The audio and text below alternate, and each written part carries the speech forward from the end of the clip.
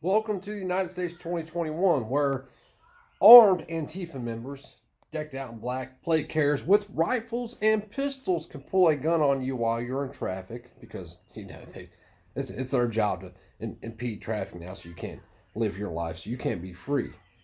And then when you plow through them or you pull a gun on them, what does the police do? They arrest you.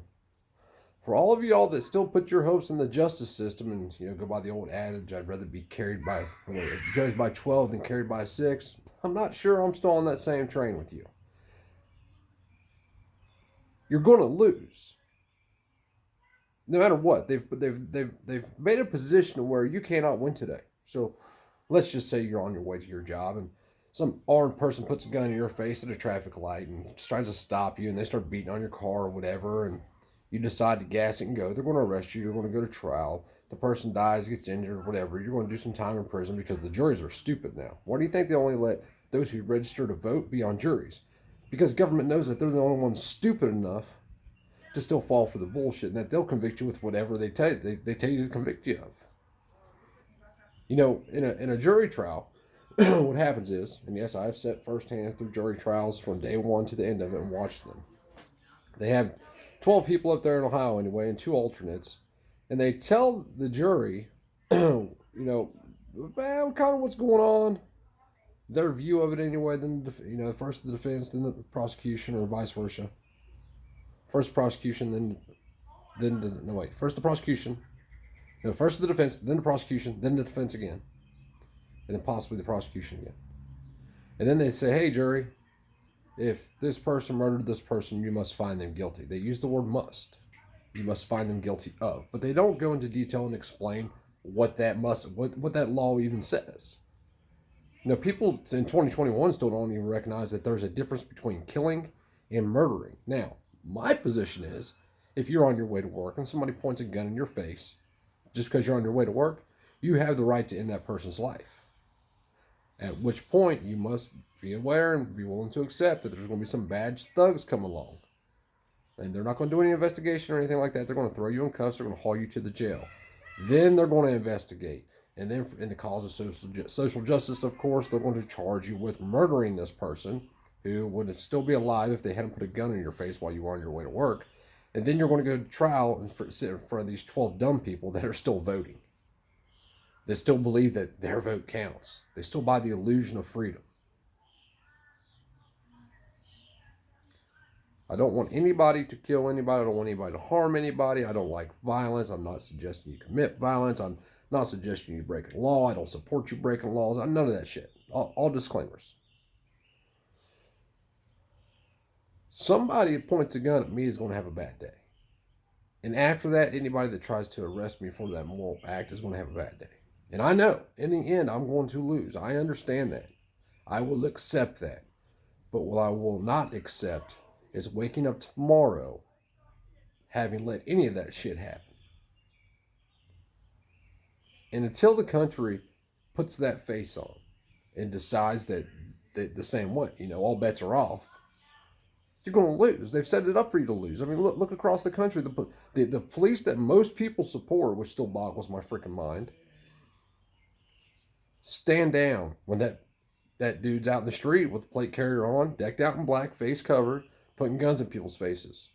They didn't arrest that guy in Portland. They arrested the guy in the car that drove through the crowd. And it wasn't even a crowd. It was a couple people on its head. Well, they probably shouldn't be protesting in the middle of the street, impeding other people's free activities. I don't care if it's something this small. This small. Let's put it this way. If you're in your house and you have your front door wide open, and somebody comes and shuts your front door, and they hold that door shut so you can't leave, are they impeding on your freedom? And what did they give up by doing so? In my opinion, and this is my opinion, they forfeited their life and rights to whatever that you choose to do to them, however you choose to gain that freedom back. People don't look at it that way. They want a justified cause, or you need to be faced with deadly force before you can apply deadly force. Bullshit. It's one of those things. You stay over there and do what you're going to do. I'm going to stay over here and do what I'm going to do, and we're not going to bother each other. But when you step across that boundary, all bets are off. But they've created a situation again where the government backs those people. If you harm one of their goons, they will send the full force of the government. They will all have little badges on right here. Look, it represents the shield of the knight, the king's knights, mind you. And they will come act force upon you. And then you have one or two choices. Go to jail, die. I don't know about you. I'm not built to be put in a cage. And I just want to be left alone. Just leave me alone, and nobody will ever hear from me for my entire life. I will never steal my neighbor's shit. I'll never harm nobody. They'll never hear from me. I just want to be left alone. That's too much to ask today in 2021, the United States of America, where there's nothing united about it. Nothing.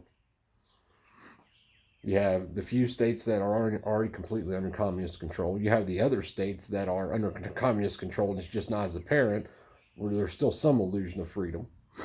You know, we don't have a cage around us. Like, we can't look out the window and see a fence, but I assure you there's a fence there of some type. And there's all kinds of arguments that come from this. People want, I'm obviously I'm not anti-police really. I'm pro-freedom. I'm not anti that person.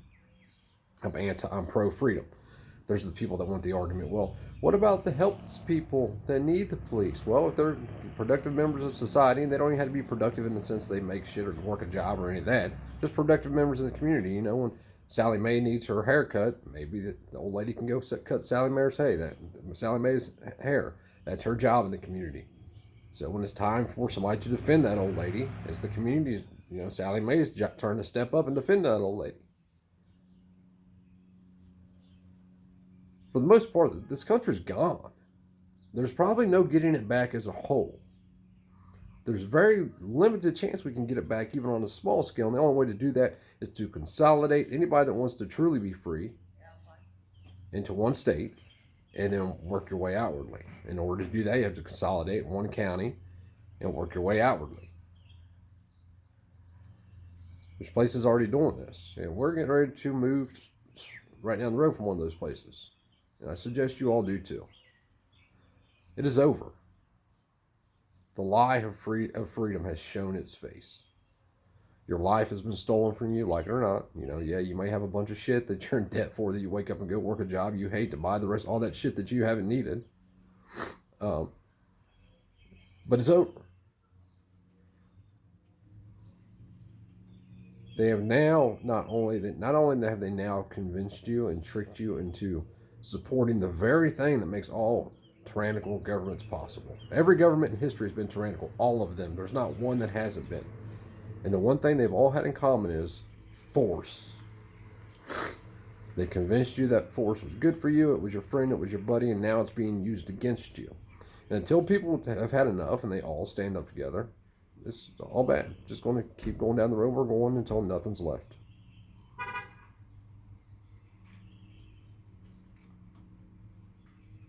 And I'm not running by any means. Somebody said the other day I was running. I'm not running. I'm putting myself in a better position to be able to defend myself and my family. And I think you all should too. But people really need to wake up and recognize and see what's happening and quit pointing fingers at Democrats and Republicans, people that you never have any chance of having any type of influence on. But that's why people do it. Just like they want to blame the Jays. It's the Jays' fault. Well, I'm not saying that that's a big part of that's not true.